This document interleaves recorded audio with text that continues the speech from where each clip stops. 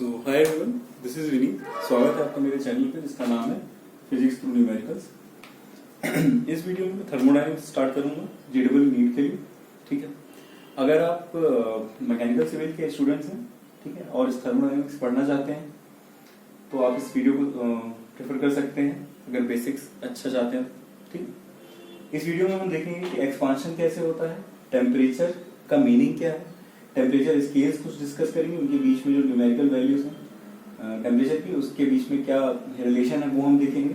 ठीक है, और फिर हम लास्टली देखेंगे एनालिसिस बिहेवियर ऑफ वाटर। देखिए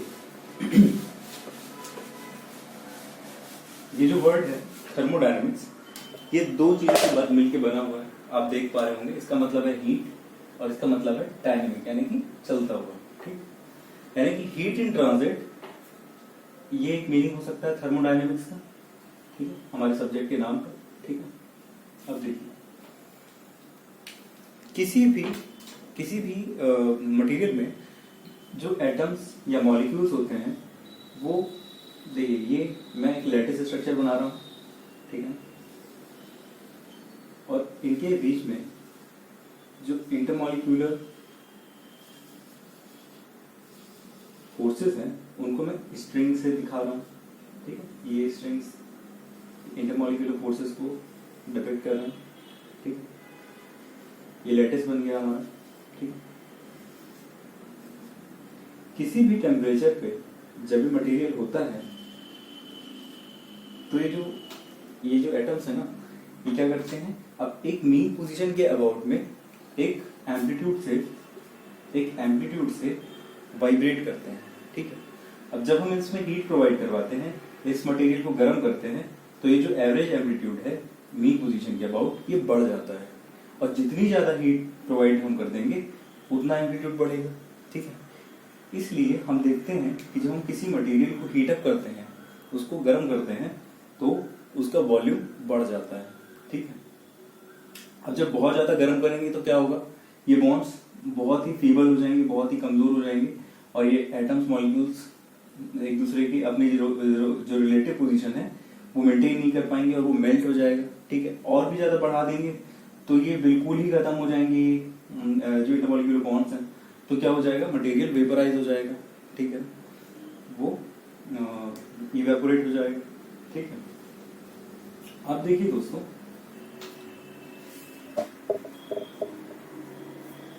आई होप आप समझ पाए होंगे। ठीक, अब देखिए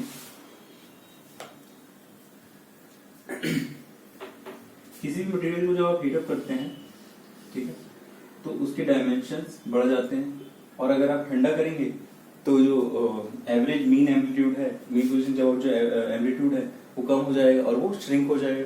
ठीक है, लेट्स सी ये स्केल रखा हुआ है, ये 3 डायमेंशनल होगा। ठीक है, एक तो इसका ये एरिया होगा, ठीक है ना, और एक इसकी ब्रेड्थ होगी जो इस डायरेक्शन में होगी।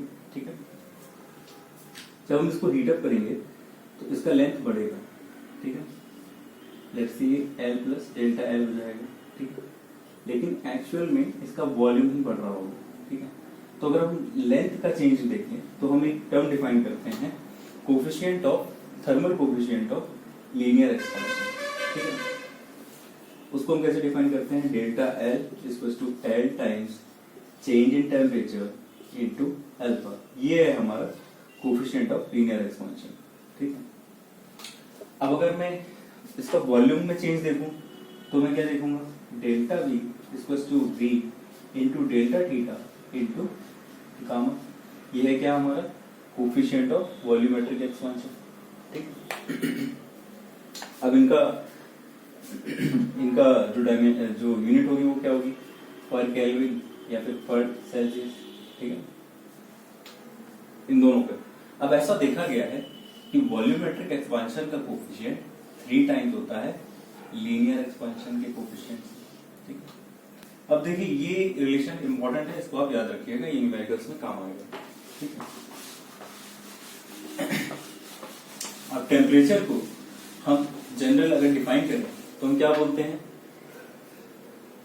Temperature is degree of hotness.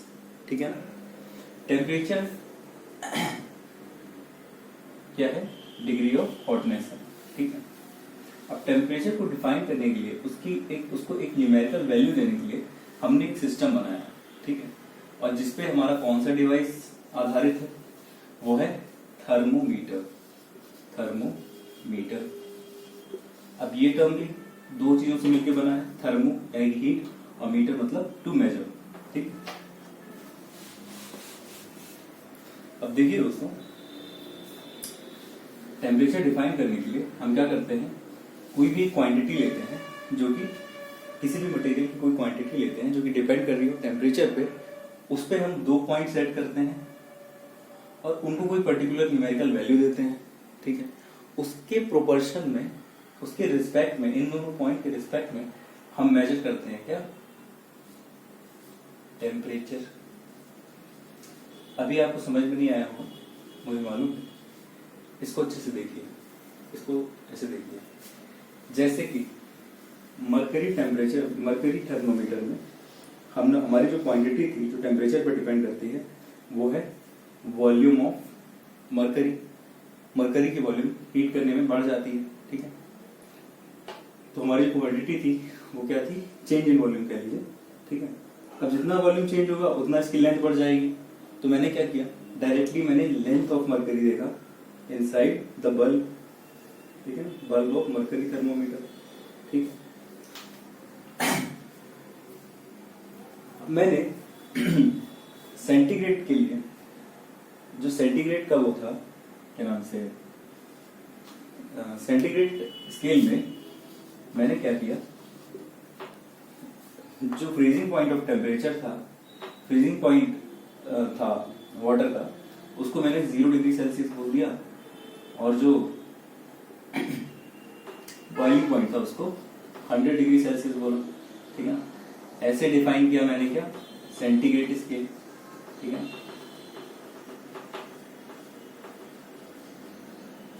अब मरकरी में मैंने क्या किया, मरकरी थर्मोमीटर में मैंने 0 डिग्री सेल्सियस में जितनी लेंथ थी मरकरी की उसको बोल दिया x0, और 100 डिग्री सेल्सियस में जो लेंथ थी मरकरी की उसको मैंने बोल दिया x100। अब एक बात बताइए, लेट्स से इसकी लेंथ x टी टेम्परेचर पे xt है, तो सिंपल प्रोपोर्शन से क्या मैं ये बोल सकता हूं कि t माइनस 0, t यहाँ पे टेम्परेचर कितना है, t minus 0 upon 100 minus 0 is equals to xt, यानी कि t पे जितनी लेंथ थी वो xt minus x0 upon x100 minus x100 x0।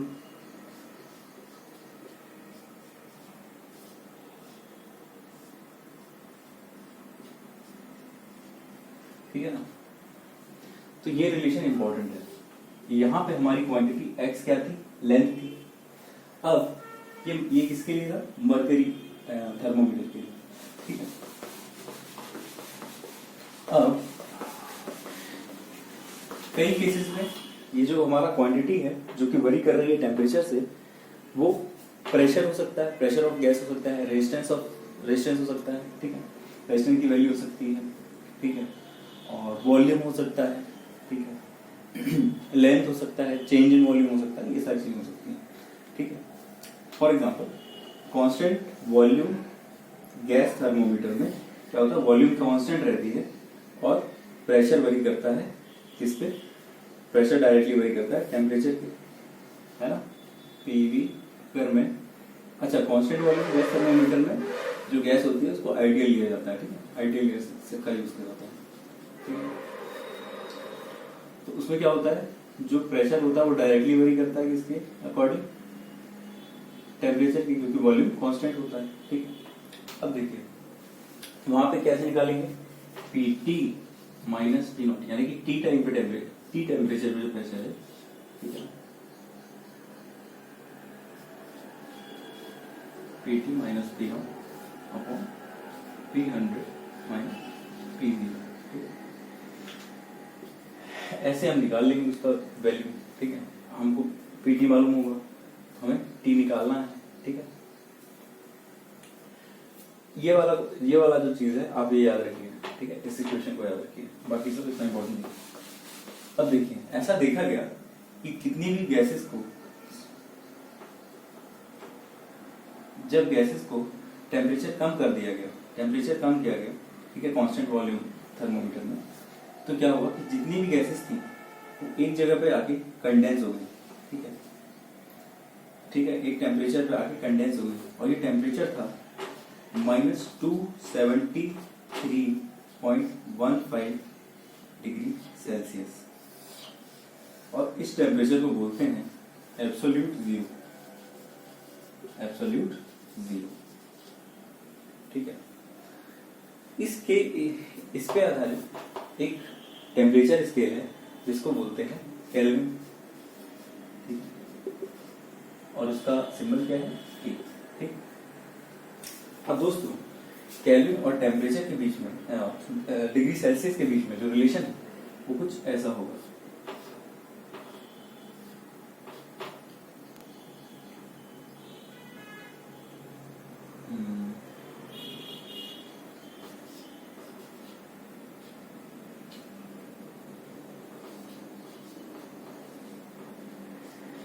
ठीक है,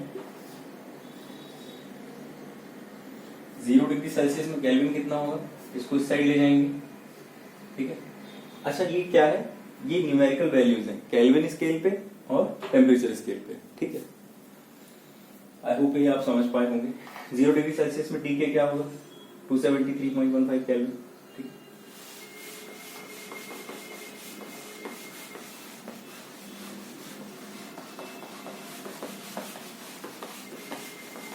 अब देखिए जो हमारे जेडब्ल्यू नीट फिजिक्स में जो पॉइंट, जो टेम्परेचर स्केल्स हम एनकाउंटर करने वाले हैं वो 4 हैं। एक होगा र्यूमर स्केल, ठीक, और एक तो ऑब्वियसली सेंटीग्रेड यानी कि सेल्सियस वाला, ठीक है। एक हो जाएगा डिग्री फ़ारेनहाइट वाला, ठीक है, और एक हो जाएगा अपना केल्विन स्केल, ठीक है। ये जो मैं बना रहा हूँ डायग्राम, इसको आप याद रखिएगा, बहुत सिंपल है, ठीक है। सबसे पहले तो मैं बनाऊंगा क्या, सेंटीग्रेड वाला, तो 0 डिग्री सेल्सियस पे पानी के फ्रीजिंग पॉइंट पे, ठीक है, 0 डिग्री सेल्सियस पे हम उसको हम क्या बोलते हैं, उस टेम्परेचर को हम क्या बोलते हैं, 0 डिग्री सेल्सियस, और बॉइलिंग पॉइंट वाले टेम्परेचर को हम बोलते हैं 100 डिग्री सेल्सियस, ठीक। फ़ारेनहाइट में फ्रीजिंग पॉइंट को जो वैल्यू दी गई, न्यूमेरिकल वैल्यू, उसको बोला गया 32 डिग्री फ़ारेनहाइट, और बॉइलिंग पॉइंट को वैल्यू दी गई 212 डिग्री फ़ारेनहाइट। केल्विन स्केल में 0 डिग्री सेल्सियस की कॉरस्पॉन्डिंग जो न्यूमेरिकल वैल्यू थी वो थी 273.15 केल्विन, और बॉइलिंग पॉइंट के लिए जो वैल्यू थी वो थी 373.15 केल्विन, ठीक। ऐसे र्यूमर स्केल में 0 डिग्री सेल्सियस के लिए जो वैल्यू थी वो थी 0 र्यूमर, और 100 डिग्री सेल्सियस की कॉरस्पॉन्डिंग जो वैल्यू थी वो थी 80 र्यूमर, ठीक है। ये 4 क्या है, टेम्परेचर स्केल है, ठीक है, अलग अलग कैसी यूनिट्स दे दी गई, ठीक है। अब देखिए इन चारों के बीच में रिलेशन है क्या है कि 100 डिग्री सेल्सियस के चेंज के लिए जो फ़ारेनहाइट में जो चेंज है वो कितना होगा, फ़ारेनहाइट वाले स्केल में 180, 212 - 32, दैट इज 180 फ़ारेनहाइट, ठीक है। और केल्विन के लिए 373 - 273 100 केल्विन, ठीक है। और यहाँ पे कितना चेंज आ रहा है, 100, ठीक है, और रूमर में कितना आ रहा है, 80, ठीक। Delta TC equals to delta TK, क्यों, क्योंकि यहाँ पे भी 100 डिग्री का चेंज है और यहाँ पे भी 100 डिग्री का चेंज है, ठीक है। रूमर स्केल का भी आप निकाल लीजिए, ठीक है। रूमर स्केल में क्या हो रहा होगा कि जब टेम्परेचर 100 डिग्री के मैग्नीट्यूड से चेंज होता है सेल्सियस के स्केल पे, तब टेम्परेचर चेंज होता है रूमर में कितना, 80, तो मैं ये लिख सकता हूँ, अगर ये डेल्टा टीसी से चेंज होगा टेम्परेचर सेल्सियस में, तो रूमर कितना चेंज हो जाएगा, 80/100, 80/100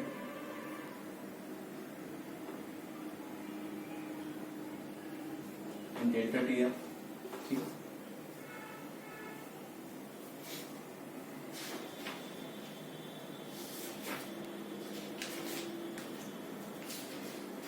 ये रिलेशन आप याद रखिएगा, काफी इंपॉर्टेंट है ये। अब हम देखते हैं ये वाला जो डायग्राम है इसको बना लीजिए, ये भी काम आने वाला है। ठीक है, इसको कॉपी में लिख लीजिएगा, ये दोनों चीजें। अब देखिए दोस्तों,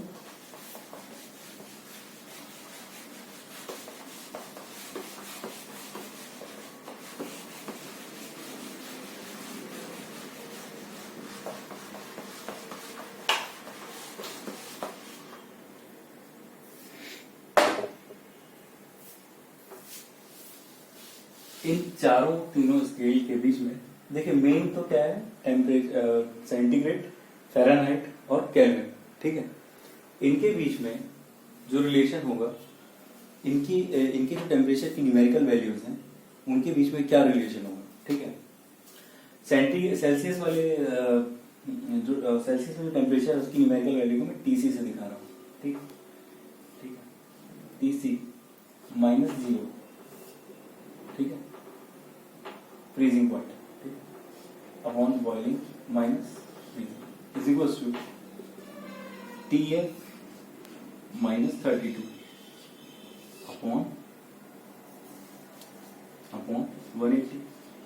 ठीक है, ऐसे ही रूमर में आ जाएगा क्या, TR माइनस, ये क्या है, numerical values in Fahrenheit, numerical values in rumour, numerical value in centigrade. ठीक है, ठीक है, आई होप आप ये समझ पाए होंगे। ठीक है, यहाँ पे क्या है, उसकी न्यूमेरिकल वैल्यू से मैं 0 डिग्री पे उसकी न्यूमेरिकल वैल्यू जो है वो 0 डिग्री सेल्सियस पे जो न्यूमेरिकल वैल्यू है उसको माइनस कर रहा हूँ अपॉन, ठीक है, बॉइलिंग पॉइंट वाली न्यूमेरिकल वैल्यू से फ्रीजिंग पॉइंट की वैल्यू का जो डिफरेंस है उसको नीचे रखना। ठीक है, इसको याद रखिएगा, ये बहुत काम की चीज है। ठीक है, इससे क्या होगा, रिलेशन निकल के आएगा। ठीक है, फॉर एग्जाम्पल TF और TC का रिलेशन बता दीजिए मुझे। 180 को इस साइड ले गया तो क्या आया, 180/100 इंटू TC प्लस 32 को साइड ले गया तो क्या जाएगा, 9/5 TC प्लस 32। अब बताइए दोस्तों, अगर मैं इसको डेल्टा TF से चेंज करता हूं तो क्या आएगा, यहाँ पे कितना चेंज आ जाएगा, 9/5 ही आएगा ना चेंज, डेल्टा TC। ठीक है, ये वही रिलेशन है जो हमने पहले देखा था। ठीक है, तो जो ये इक्वेशन है ये बहुत काम की है। ठीक है, अब हम करते हैं एक छोटा सा सवाल। इस सवाल को आप चाहें तो डिक्टेट कर रहा हूं मैं, आप लिख लीजिए, अगर स्पीड ज्यादा लगे तो स्लो मोशन में करके लिख लीजिए। ठीक है,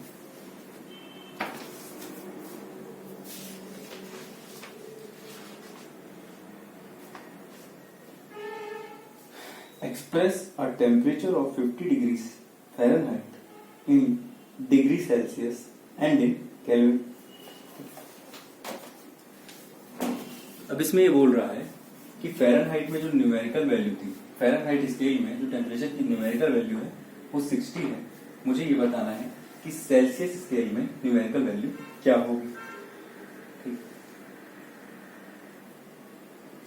तो सिंपल सी बात है, मैं इसमें यहाँ पे इसकी न्यूमेरिकल वैल्यू पुट कर दूंगा, 60 - 32 upon 180 is equals to TC -0, तो TC अपॉन 100 - 0 अपॉन 100। ठीक है, TC की वैल्यू कितनी आ जाएगी दोस्तों, 5/9 इंटू 28, ये लगभग आ जाएगा 15.5 5 डिग्री सेल्सियस। ठीक, अभी केल्विन में इसको मेरे को वो करना है, कन्वर्ट करना है, तो सिंपल सी बात है, Tk equals to Tc plus 273 होता ना, अभी मैंने रिलेशन लिख पाया था, इज इक्वल्स टू कितना जाएगा 288.65। ठीक है, केल्विन। अच्छा, डिग्री सेल्सियस बोलते हैं तो यहाँ पर डिग्री लगता है, डिग्री फ़ारेनहाइट में भी लगता है, रूमर में नहीं लगता है और केल्विन में नहीं लगता है। ठीक, आई होप ये समझ पाए होंगे आप लोग। अब एक और सवाल करते हैं।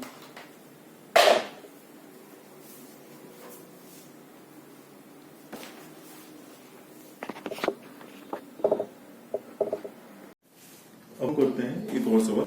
ठीक है,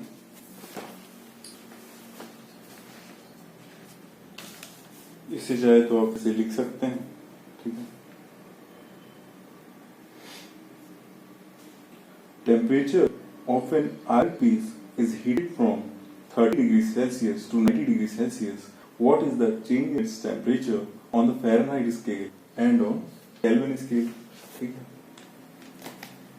इस पे बोल रहा है कि टेम्परेचर चेंज हो रहा है 30 डिग्री सेल्सियस से 90 डिग्री सेल्सियस को, मुझे बताना है फ़ारेनहाइट स्केल में इसका टेम्परेचर चेंज कितना होगा और केल्विन स्केल पे कितना होगा। तो हमने देखा था 100 यूनिट चेंज के लिए in temperature in centigrade scale, change in kelvin scale कितना, 100 डिग्री यूनिट 100 यूनिट्स चेंज हुए थे। ठीक है, 100 से वही डायग्राम 100 0 से 100 0 सेल्सियस से 100 डिग्री सेल्सियस के लिए फ़ारेनहाइट कितना चेंज हुआ था, 32 डिग्री फ़ारेनहाइट से 212 डिग्री फ़ारेनहाइट। ठीक है, और ये कितना चेंज हुआ था, केल्विन कितना चेंज हुआ था, 273.15 केल्विन से 373.15 केल्विन। ठीक है, मैंने देखा था 100 डिग्री सेल्सियस चेंज के लिए 100 केल्विन चेंज हुआ था। ठीक है, तो केल्विन स्केल में तो सीधे सीधे क्या आ जाएगा, 90 माइनस 30 इक्वल्स टू 60 केल्विन। ठीक है, वही चेंज इन फ़ारेनहाइट कितना होगा, देखिए 1 डिग्री चेंज के लिए कितना चेंज होता है, 100 डिग्री चेंज के लिए कितना चेंज होता है फ़ारेनहाइट, 80 डिग्री से। ठीक, तो 1 डिग्री के लिए कितना चेंज होगा, 180/100। ठीक है, और 60 डिग्री चेंज के लिए 30 से 90 चेंज होगा, 60 चेंज के लिए कितना हो जाएगा इंटू 60, तो कितना हो जाएगा 9/5 इंटू 60, कुछ 108 डिग्री फ़ारेनहाइट। ठीक है, वही वाला relation delta TF is equal to 9/5 into delta TC। ठीक है, आई होप ये आप समझ पाए होंगे, नहीं समझ पाए होंगे तो मेरे आप टेलीग्राम चैनल पे आप मुझे जाके बता सकते हैं, जिसका लिंक डिस्क्रिप्शन में है। ठीक, और अगर आप इसे डायरेक्ट कोचिंग लेते हैं तो वहां पे आप मुझे पूछ सकते हैं।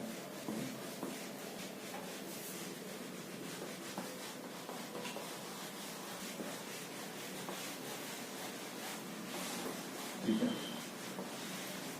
और दोस्तों हम देखते हैं एनोमलस बिहेवियर ऑफ वाटर।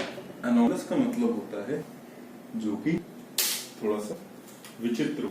ठीक है, जो कि यूजुअल हो, अनयूजुअल हो। ठीक है, यूजुअल ना हो। जनरली क्या होता है, किसी सब्सटेंस को अगर हीट करोगे तो उसकी वॉल्यूम बढ़ती है, लेकिन वाटर केस में ऐसा देखा गया कि जब 0 डिग्री सेल्सियस से उसको 4 डिग्री सेल्सियस पे लाया गया तो उसकी वॉल्यूम 4 डिग्री वाले में 4 डिग्री पे आते आते बहुत कम हो गई। ठीक है, उसके बाद फिर जब उसको हीट किया गया तो बढ़ने लगी। ठीक है, इससे क्या हुआ, 4 डिग्री सेल्सियस पे वाटर की डेंसिटी मैक्सिमम चली गई। ठीक है, अगर डेंसिटी को बनाओ तो ऐसा हो जाएगा। ठीक है, ऐसा ग्राफ बनेगा, है ना, यहाँ 4 डिग्री मैक्सिमम। ठीक है, तो क्या होता है, इससे फिनोमेना देखा है कि वाटर जैसे कोल्ड कंट्रीज में होता है, क्या होता है कि 0 डिग्री सेल्सियस पे वाटर क्या होता है, आइस, ठीक है, और उसकी जो डेंसिटी है वो 4 डिग्री सेल्सियस पे जो वाटर होगा उससे थोड़ी कम होगी, ठीक है, ठीक है, 0 से 4 डिग्री है ना, उसकी डेंसिटी क्या होगी, कम होगी, वाटर ज्यादा होगी वाटर की आइस से। तो क्या होगा कि आइस जो है फ्लोट करने लगेगा और पानी नीचे चला जाएगा, क्योंकि पानी की डेंसिटी ज्यादा। इस वजह से क्या होगा, जो इक्वेटिक लाइफ है जैसे फिश वगैरह है, ये सुरक्षित रहती है कोल्ड कंट्रीज में भी, ठीक है। जब आइस फॉर्म होता है तभी, क्यों, क्योंकि आइस फ्लोट करता रहता है और पानी जो नीचे रहता है वो वाटर फॉर्म में ही रहता है। अगर ऐसा ना होता तो क्या होता कि जो इक्वेटिक लाइफ है वो मर जाती ठंड आने, क्योंकि बर्फ नीचे ही जम जाता, वो जम जाती, ठीक है। आई होप ये आप समझ पाएंगे।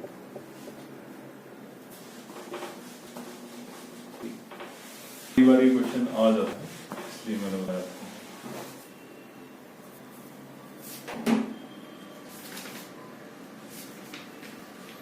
अब एक इम्पोर्टेंट यूनिट है एनर्जी की, 14.5 डिग्री सेल्सियस से 15.5 डिग्री सेल्सियस टेम्परेचर चेंज करने के लिए वाटर का, ठीक है, ये चेंज लाने के लिए वाटर के टेम्परेचर में ये चेंज लाने के लिए जो एनर्जी लगती है उसको बोलते हैं 1 कैलोरी, ठीक है। और 1 calorie is equal to 4.1 I think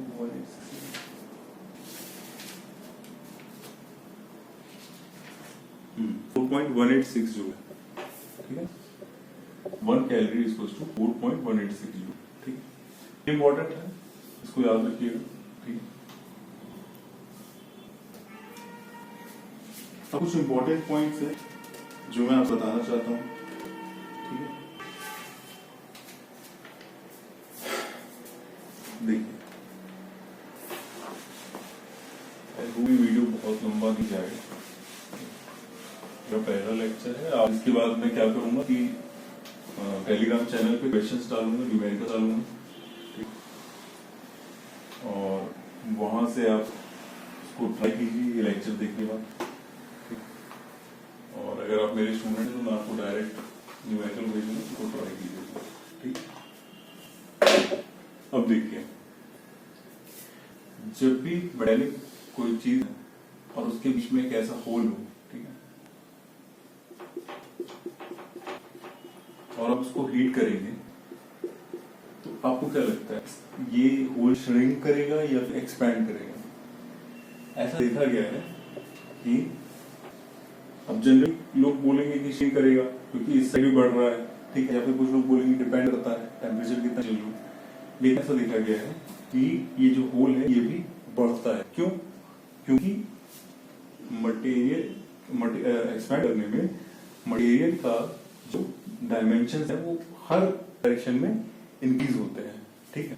तो इसका जो अंदर वाला रेडियस वो भी इंक्रीज करेगा और जो बाहर वाला रेडियस है वो भी इंक्रीज करेगा, ठीक है, ऐसे, ठीक है। तो आपको याद रखना, मटेरियल जब भी हीट करोगे और उसके अंदर अगर कोई कैविटी है, कोई होल है, तो वो भी इंक्रीज कर रहा होगा, ठीक है। अब मैं कोई बायोमेटल स्ट्रिप लूं, कैसे, क्या होती है बायोमेटल की स्ट्रिप? लेट से ऊपर वाला कॉपर है और नीचे वाला आयरन, ठीक है ना। मैं इसको हीट करूं, इन दोनों को चिपका दिया मैंने अच्छे से टाइट एकदम, ठीक है। और जैसे ही टेम्परेचर मैं बढ़ाऊंगा तो क्या होगा, लेट से टेम्परेचर इसका कॉपर का लीनियर एक्सपांशन कोएफिशिएंट कम है, ठीक, और आयरन ज्यादा है, तो क्या होगा, आयरन की लेंथ ज्यादा होगी और कॉपर क्या होगा, कम ही रहना चाहेगा। तो ये क्या हो जाएंगी, ऐसे मुड़ जाएंगी ये स्ट्रिप्स, कॉपर आयरन ऐसे मुड़ जाएगा। आई होप ये समझ पाएंगे। ठीक है। और देखिए दोस्तों, डेंसिटी क्या होती है? Density is mass upon volume. Volume, ठीक। अब मैं मटेरियल को हीट करूं तो क्या वॉल्यूम चेंज होगा? ऑब्वियसली होगा, ठीक। लेट्स से उसका थर्मल एक्सपांशन कोएफिशिएंट है गामा, तो अगर मैं हीट करूं तो इसकी डेंसिटी रो हो जाएगी, ठीक। तो ये ऐसा लिख सकता हूं मैं 1 प्लस चेंज इन वॉल्यूम कितना होगा? डेल्टा वी, ठीक ठीक।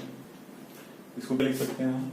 M upon V plus V into gamma into delta T, change in temperature, ठीक। इसको मैं लिख सकता हूँ M upon V 1 plus gamma delta T, ठीक। तो दोस्तों क्या होगा, ये रो मैं यहाँ से इनपुट करूंगा, यहाँ से तो यहाँ पे रो डैश कितना हो जाने वाला है? Rho upon 1 plus gamma delta t. इसको मैं लिख सकता हूँ rho into 1 plus gamma delta t raise to power -1। अब देखिए एक थ्योरम होती है बाइनोमियल थ्योरम, इसको आपने कभी पहले यूज किया ही होगा। 1 प्लस लेट्स से कोई क्वांटिटी है थीटा माइनस एन, और ये क्वांटिटी अगर बहुत कम है, ये theta is near equal to 0, तो मैं इसको क्या लिख सकता हूँ? 1 माइनस एन टाइम्स थीटा, ठीक है। ये है बाइनोमियल थ्योरम। इस केस में क्या है, जो गामा होता है ना, कोएफिशिएंट ऑफ एक्सपांशन, ये कैसे टर्म्स इसकी न्यूमेरिकल वैल्यू लगभग होती है कई सब्सटेंस में 10⁻⁻⁵ इतनी कम होती है, ठीक है। तो ये बहुत कम, तो मैं लिख सकता हूँ gamma equals to rho dash equals to rho times 1 minus gamma delta T. यहाँ पे एन क्या है? 1 है, ठीक है।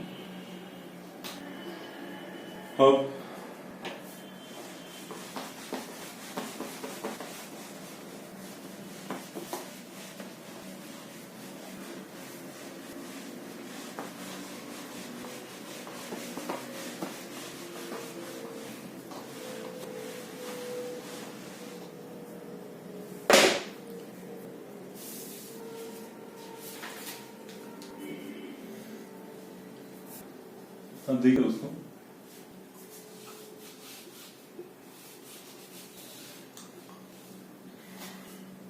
हमारा रिलेशन क्या आया? Rho dash is equal to rho plus gamma rho minus gamma delta T, minus rho gamma delta, ठीक। अब देखिए, अगर कोई बॉडी है, लेट्स से मेटल है, कोई मेटालिक बॉडी है, वो फ्लोट कर रही है पानी पे, ठीक है। मेटालिक बॉडी नहीं, कोई बॉडी ले लीजिए, ठीक है, जो कि पानी पे फ्लोट कर रही है, ठीक। इस पूरे सिस्टम को मैं हीट देता हूँ, ठीक। ये बर्नर है, इसको मैं हीटअप करता हूँ, ठीक है। लेट्स से इसका कोएफिशिएंट ऑफ एक्सपांशन है गामा एस, वॉल्यूम है वी, ठीक है, और सबमर्ज वॉल्यूम है Vs, ठीक है। तो इसका जो वेट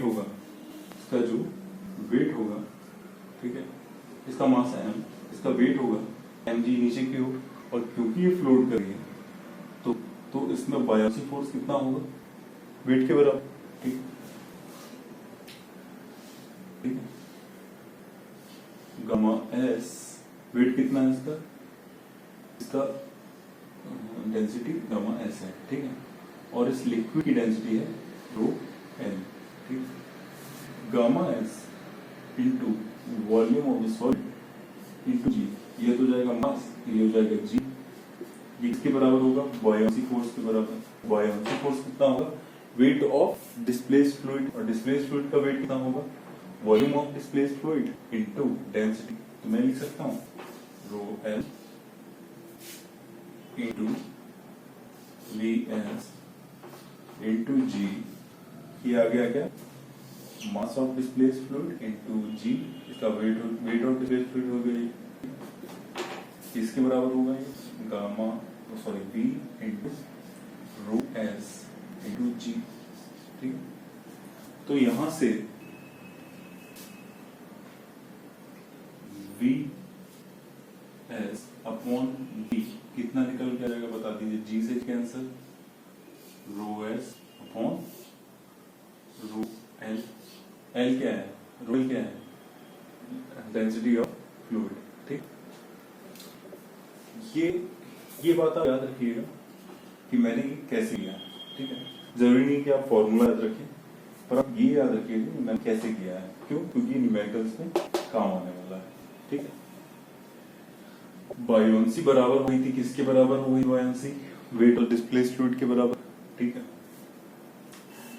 और वेट ऑफ डिस्प्लेस्ड फ्लूइड कितना हो गया, बायोन्सी कितना था, क्योंकि ये फ्लूइड कर रहा था इसके वेट के बराबर, और वेट को मैंने डेंसिटी के फॉर्म में लिख दिया। ठीक है, अब लेट से इसको मैंने हीट किया, तो ये रेशियो कैसे चेंज होगा।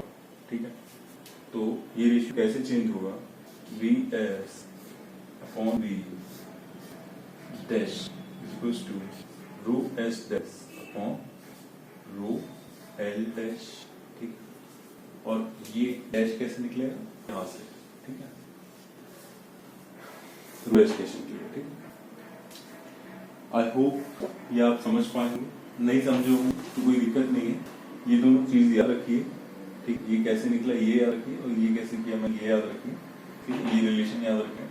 ठीक है, ये समझ में आएगा आपको न्यूमेरिकल्स के थ्रू। ठीक है, ऐसे समझ नहीं आएगा।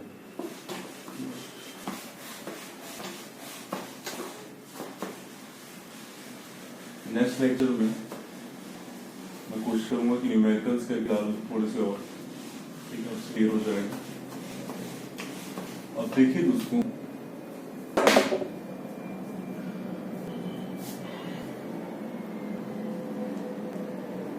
पेंडुलम क्लॉक में, ठीक है, जो टाइम पीरियड है वो कैसे होता है, क्या होता है, t इज इक्वल्स टू, आप इसको याद कैसे रखेंगे, 2t 4 पाई लोटा बटे गिलास।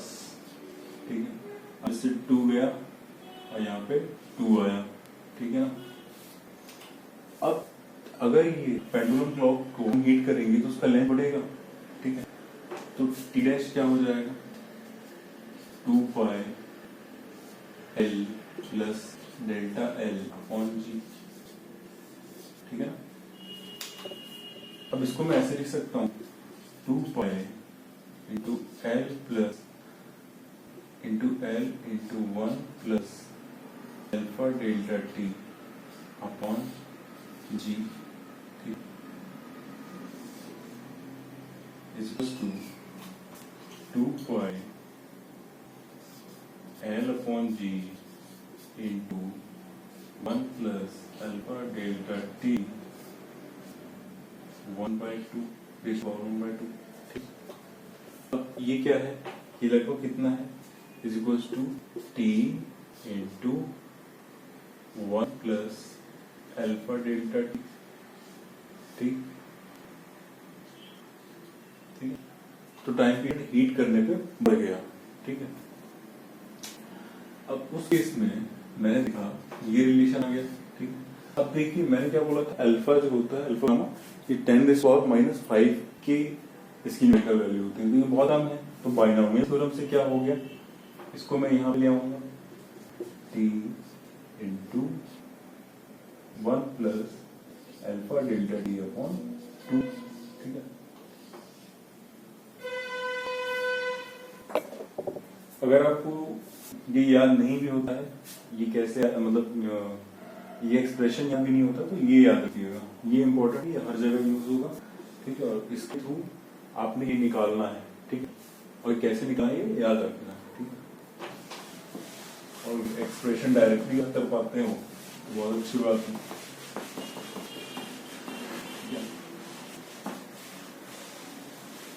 तो मुझे बता दें कि डेल्टा टी कितना हो गया, मतलब टी डैश माइनस टी कितना हो गया, चेंज इन टाइम पीरियड कितना आ गया, सिंपल सी बात है, इससे माइनस टी कर देंगे तो क्या जाएगा, equals to T into alpha delta T upon 2, sorry alpha, यहाँ पे टी टेम्परेचर, ये मैंने टी यूज कर लिया, इसको थीटा रहने दीजिए, ठीक है, ताकि कंफ्यूजन ना हो, ठीक है,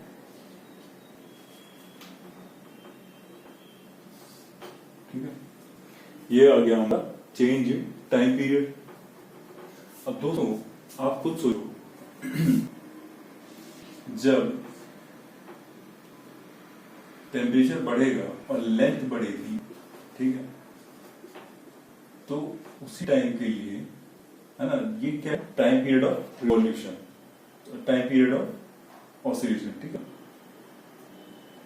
तो उसी टाइम पीरियड के लिए अगर लेंथ बढ़ गई है, सॉरी उसी घड़ी के लिए अगर लेंथ बढ़ गई है तो टाइम पीरियड ऑफ ऑसिलेशन बढ़ जाएगा, ठीक है, यानी उसी टाइम पीरियड के लिए जो नंबर ऑफ रिवॉल्यूशन है, नंबर ऑफ ऑसिलेशन है, वो कम हो जाएंगे, ठीक है, एन इक्वल्स टू,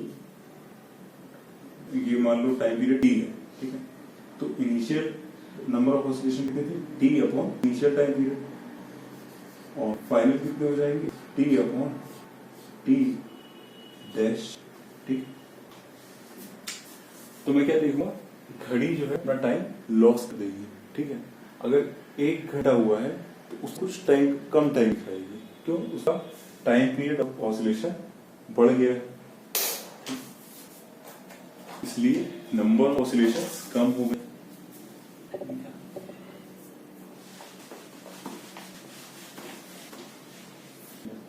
ये टाइम कितना गेन करेगी ये मुझे बताना है, ठीक है।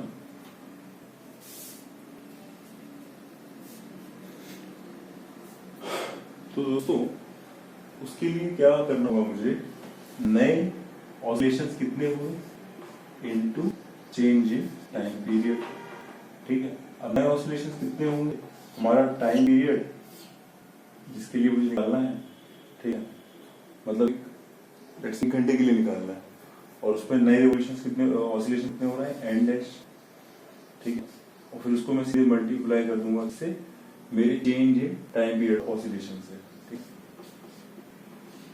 ये हो गया चेंज इन टाइम। अब अगर ये इस घड़ी के जो लेंथ है, जो पेंडुलम का लेंथ है, उसको अगर पेंडुलम को मैं ठंडा करूं, ठीक है, तो ये माइनस हो जाएगा डेल्टा टी का, और इससे क्या होगा, लेंथ श्रिंक हो जाएगी और टाइम में गेन करूंगा, ठीक है।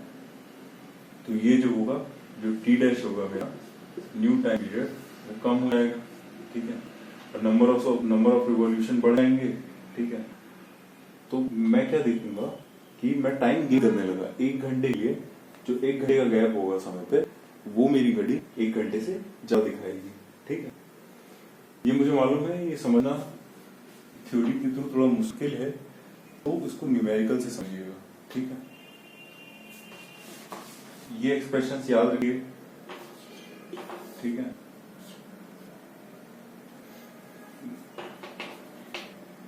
ये एक्सप्रेशन याद रखिए, ठीक है, ये इंपॉर्टेंट है। ये क्या है, गेन और लॉस इन टाइम, ये क्या है, time period for which we are taking the change in time, ठीक है, और टी डैश क्या है हमारा, और डेल्टा टी क्या है, T minus T dash minus T, ठीक है। इसको अब याद रखिएगा, और हम एक न्यूमेरिकल करते हैं।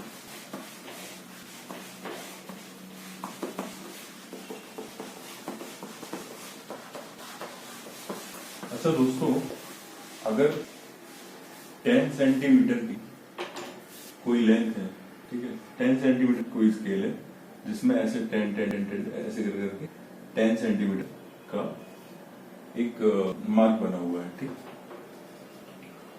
और इसको मैं गर्म करूं तो ये हो जाएगा कि इसकी ओरिजिनल लेंथ से बढ़ जाएगा, ठीक। तो उस केस में मैं देखूंगा किसी लेंथ को अगर मैं मेजर करूं तो ये उसकी लेंथ कम दिखाएगा, ठीक है। ऐसे ही अगर इसको श्रिंक कर दूं और फिर श्रिंक करने के बाद यानी कि ठंडा करने के बाद इसे कोई लेंथ मेजर करूं तो इसमें क्या होगा, कम लेंथ ज्यादा लेंथ दिखाएगा। क्यों? क्योंकि ये एक पर्टिकुलर टेम्परेचर पे कैलिब्रेटेड है सही लेंथ दिखाने के लिए। ठीक है, इसको भी हम न्यूमेरिकल से देखेंगे। ठीक है, अगर आप इससे ना समझ पाएंगे तो उससे समझ जाएंगे। ठीक, अब देखिए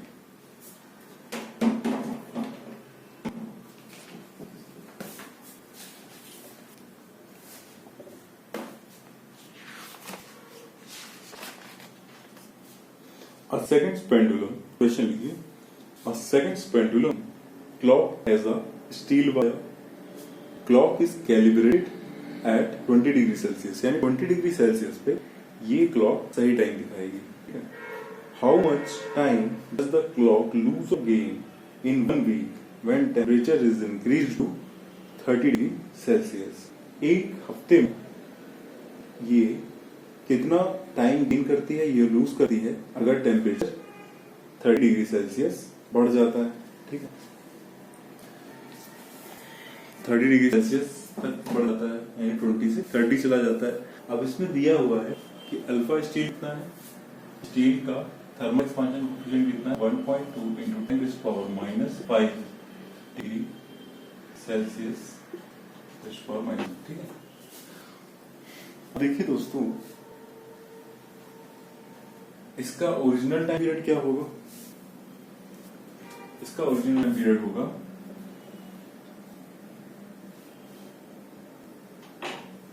T equal to √L/G into 2π, है ना।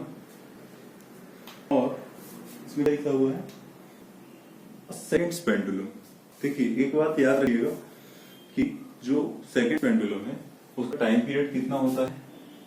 टाइम पीरियड यानी कि यहाँ से यहाँ जाना और यहाँ आने का जो टाइम पीरियड है, ठीक है, वो कितना होता है, 2 सेकेंड्स का। ठीक है, सेकेंड्स क्यों बोला जाता है सेकंड पेंडुलम? क्योंकि 1 सेकंड लगता है उसको इस पोजीशन से यहाँ जाने में, है ना, इसलिए। तो इसका जो टाइम पीरियड है वो कितना होगा, 2 सेकेंड्स का। अब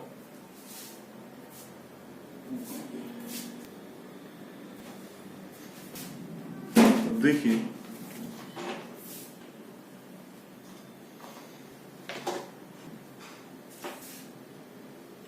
इसको हमने 20 डिग्री सेल्सियस से 30 डिग्री सेल्सियस ले गए। ठीक है, तो चेंज मतलब न्यू टेम्परेचर क्या हो जाएगा, T dash equal to 2π/L/G। ठीक है, प्लस डेल्टा L, है ना, ऐसे आएगा नया टेम्परेचर, नया टाइम पीरियड। अब मैंने क्या बोला, अब देखिए याद कीजिए, मैंने एक फॉर्मूला लिखवाया था, चेंज इन गेन और loss in time period in time is equal to time for we are looking the loss और गेन अपॉन टी एच, यानी कि नया वाला, ठीक है, नया वाला टाइम पीरियड इनटू डेल्टा। ठीक, ये फॉर्मूला मैंने अभी लिखवाया था। ठीक,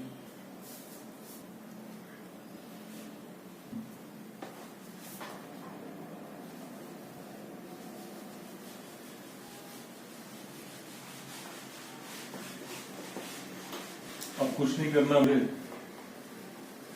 सीधे क्या करना है, ये करना है, टी डैश निकालना है। टी डैश हो जाएगा 2π/L/G into 1 प्लस नई लेंथ है ना, नई लेंथ के अबाउट हम नई लेंथ यूज करके नया टाइम पीरियड निकालेंगे।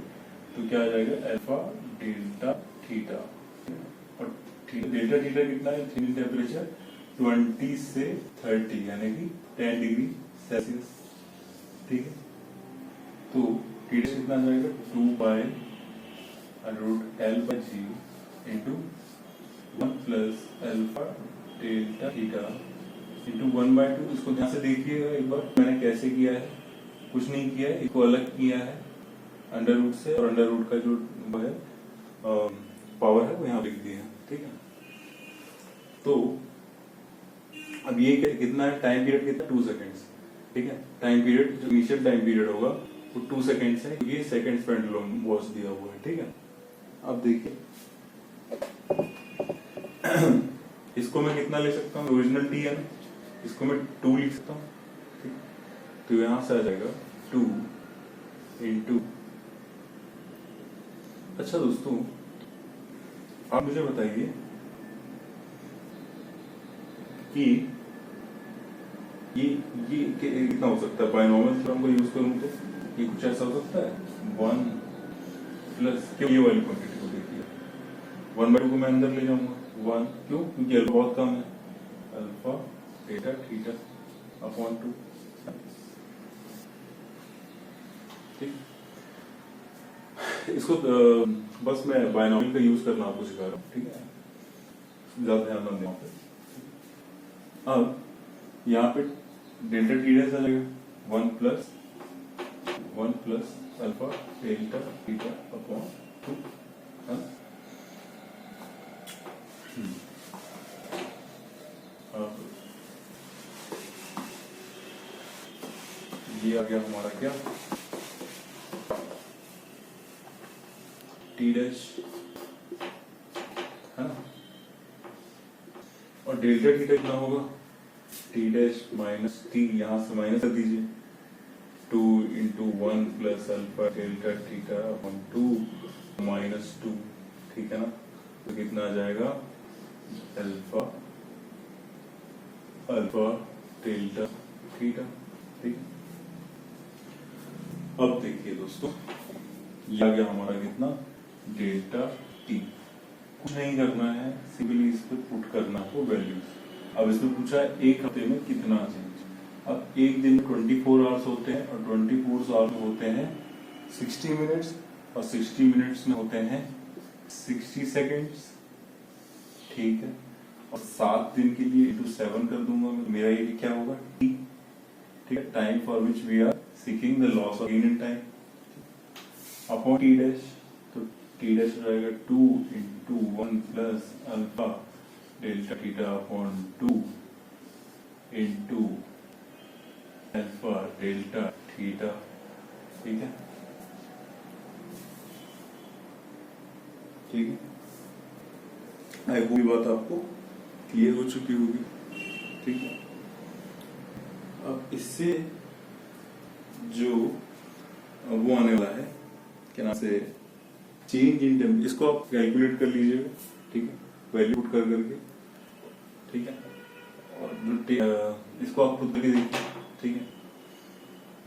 जो चेंज इन टाइम आएगा वो मैं आपको बता सकता हूँ, वो कितना आएगा,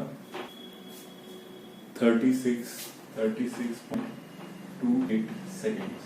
यानी एक हफ्ते में जो घड़ी है हमारा, जो हमारी घड़ी है वो इतना जो टाइम है वो लूज कर देगी। लूज क्यों कर देगी, लूज इसलिए कर देगी क्योंकि नंबर ऑफ ऑसिलेशंस कम हो जाएंगे, ठीक है, ठीक है।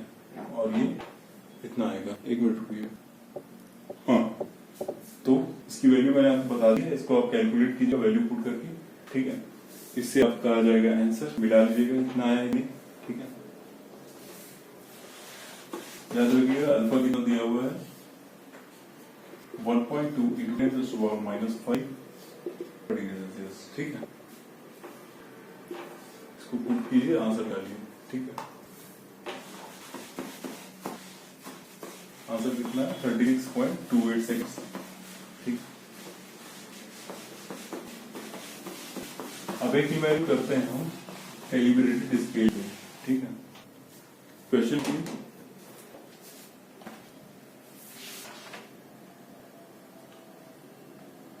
a ruler scaled exactly 20 centimeter long is graduated to give a correct measurement at 20 degrees Celsius. Will it give readings that are too long or too short at lower temperatures? What will be the second point है, what will be the actual length of ruler when it is used in desert at temperature of 40 degree Celsius?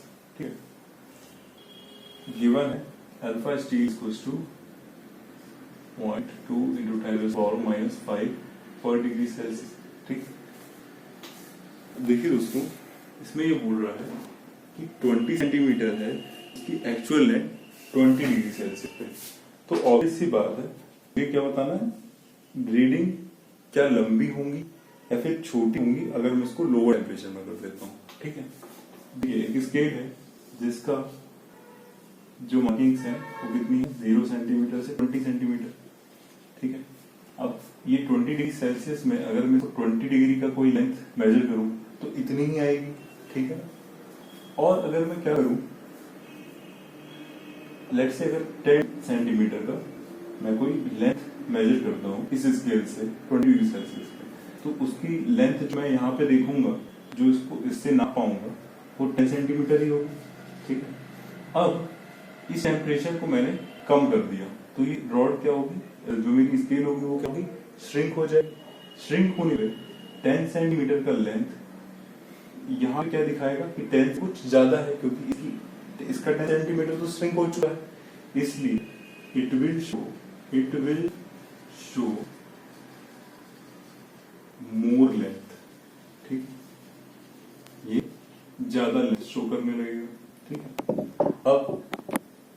अब ऐसे ही 40 degree Celsius पे क्या होगा कि इसकी length ज्यादा हो जाएगी, और 40 डिग्री सेल्सियस में इसका 10 सेंटीमीटर बहुत ज्यादा हो जाएगा इससे। ठीक है, इसलिए अगर मैं 40 डिग्री सेल्सियस पे देखूं तो क्योंकि ये एक्सपांड हो चुका है, इसलिए ये जो लेंथ मेजर करेंगे हम इसे, तो इस स्केल में वो लेंथ छोटी दिखाई देगी। ठीक, आई होप ये आप समझ पाए होंगे। ठीक, ना समझे हो तो फिर से इस वीडियो को बैक करके देखिए थोड़ा सा।